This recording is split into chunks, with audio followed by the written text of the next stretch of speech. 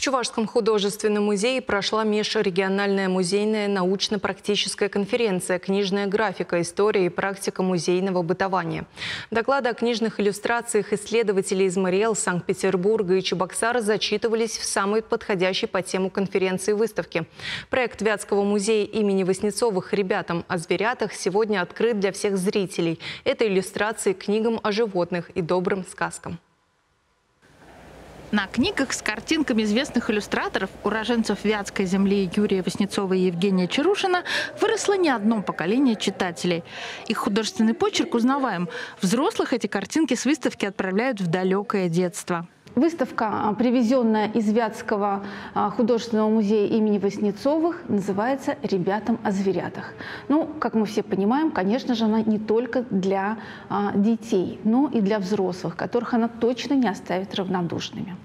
Мы предлагаем посмотреть целых 78 оригинальных авторских литографий. Художники сами делали изображения, сами же раскрашивали и вновь отпечатывали до момента, когда книга отправлялась в типографию. Почему на выставке представлены два автора? Ответ простой. Эти два художника дружили с детства. Они вместе выросли в городе Вятка. Сейчас это город Киров. Они вместе прошли путь становления как художников. Они вместе закончили Академию художеств в Ленинграде. Вместе пришли, примерно в одно время они пришли в мастерскую Владимира Лебедева. Да, это тоже известный детский иллюстратор и, в общем-то, учитель. И родоначальник детской книги, и учитель этих двух будущих прекрасных художников. Работы художника-анималиста Евгения Чарушина – серия книжных иллюстраций, начиная с самых ранних работ конца 20-х и заканчивая литографиями 50-х годов.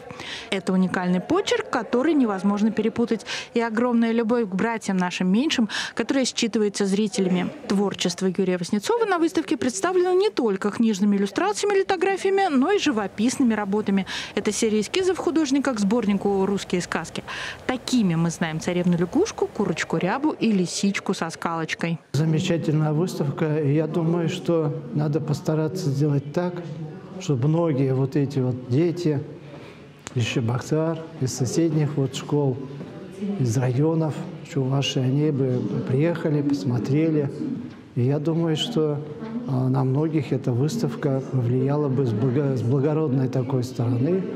Я думаю, что они, когда бы вернулись в свои школы, вот, дома, по-другому стали смотреть на окружающих птиц, вот, животных, полюбили бы их, оберегали бы их.